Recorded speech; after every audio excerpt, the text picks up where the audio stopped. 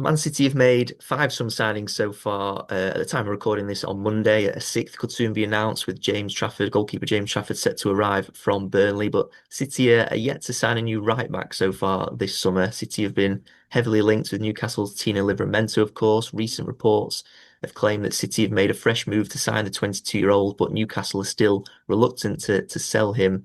He's valued north of 70 million Yeah. pounds. There has actually been talk as well of Livramento being offered an improved contract by Newcastle. So, I mean, Livramento to City cannot be entirely ruled out, but it seems unlikely at this stage. And there aren't really many right back alternatives on the market at the moment who are, No. emerged as genuine targets for City. So it seems as if, as things stand, City will enter the new season with Matheus Nunes and Rico Lewis as Pep Guardiola's right back options. And you've got people like Cousinov and Akanji, of course, who could be called upon to play there as well. And although Akanji has been linked with an exit, so. Stephen, we've got around 3 weeks now until the new Premier League season begins and the summer transfer window closes on September the 1st. If City are unable to sign a new right back, are you confident that they can compete in those big games and challenge for major trophies this season with Nunes and Rico Lewis as the main right back options? Yeah, I am. I think City are more than capable of competing. Look, it's not ideal. Your mind immediately casts yourself back to Zinchenko, people like Fabian Delph. But the counter of that immediately would be that City were probably better back then as well, which they were. They had the core, people like Laporte and company, and then Kyle Walker at his very, very best. Kyle Walker being freakishly talented allowed us to have a slightly poor left back option. It definitely did. And of course, everything was just much more set. Peak David Silva, peak Kevin De Bruyne, peak Ilkay Gundogan, peak Fernandinho, peak Aguero, peak Sterling, so etc. etc. Having said that, it's still Guardiola. It's still a great side. And it's side, despite all its struggles, finished, in the top four last season. And we are going to be better. Some of the deadwood, in inverted commas, has moved on. The signings that City have made already have been really good. And I expect, and I truly believe this, so much of what makes Manchester City, or Guardiola side in particular, great is the midfield. If you control the midfield, that does vast majority of the work for you.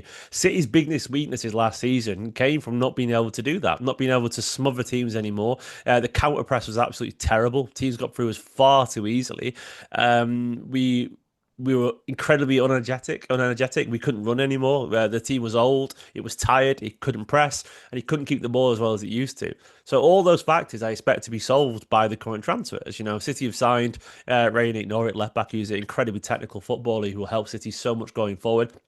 The returning Rodri, the greatest player in the world. Tijjani Reinders, the best midfielder in Serie A, will make a massive difference to the City side. Ryan Shirky looks full of brilliance. And then I'm expecting the tactical changes as well that will come from the new coaches, James French, Pep Linders, Cola Torre there as well. A refreshed dressing room and training ground, and a refreshed Guardiola with new ideas and a younger profile. And hopefully the likes of, Kusanov and Nico Gonzalez and Marmoush can kick on.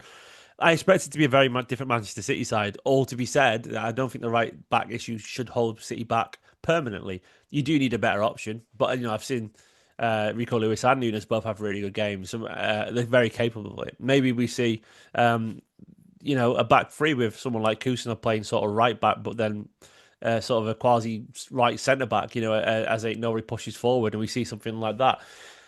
I expect City will sign a right back. There's so many names around, and I think the fact that they've gone overseas, sorry, they've gone homegrown for James Trafford, probably let City go overseas maybe for a right back, and they probably are looking internationally now as opposed to domestically with Livramento. And there's lots of names around. It's just we were linked, of course, people like Wesley, who's gone to, I think he's gone to Roma, hasn't he? I think actually, Yeah. and people like that. And I think there was some tepid links to Jules Koundé the other day as well. It turns out he's going to stay at Barcelona, but those links tell me that City aren't against the idea of an overseas signing potentially if we can move people on and so on, because obviously they have to make the squad balance right in terms of the foreign slots. So I think it's possible. I think City are going to be much better anyway, and the collective energy and brilliance that the midfield I think will bring to City, with hopefully a renewed focus across the pitch elsewhere, with players getting better and the form being better, I think will change Manchester City for the best and allow maybe just a 7 out of 10 option at right back to still thrive for Manchester City. And Nunes is fair to him, he's getting better and better. It's very good, aggressive attacking right back already, despite it being in the set stages of his right back career. Yeah, I think, right back at the moment is sort of one of those areas where City are lacking sufficient depth or lacking natural depth, if you like. Yeah, With Nunes, he's had a bit of experience there playing right back now, especially during the second half of last season, but he is still sort of learning on the job, isn't he? And it's not really ideal to have that situation heading into a new season. And then with Lewis, he's somewhat burst onto the scene since he's a teenager. I think he became the youngest ever goal scorer on his Champions League debut at yeah. 17. He's featured regularly under Guardiola as a right back or a midfielder, but he's maybe sort of struggled to really kick on and establish himself as a nailed on first team or at least an important player in that Yeah. Guardiola side. And he's just a squad player for now who offers that versatility. So with those options, of course, this question I'm going to ask now is difficult to answer, but would you say that Nunes would be sort of favoured over Lewis to start that opening Premier League game away against Wolves, which, Nunes' former club? And, do you think that Nunes is actually ahead of Lewis in Guardiola's thinking at the moment? Currently, I think so. I do think the dynamic of the team and how they play will make a difference on that front. Tactically could be different as well. I think obviously Nunes um, was favoured for his pace and the recovery given City was so poor last season. We don't. It remains to be seen how we're going to play this year. I think Rico Lewis was at his very best when City had such a physically dominant backline. Anyway, you think of John Stones, Ruben Diaz, Oscar Vardiol was at left back as well often.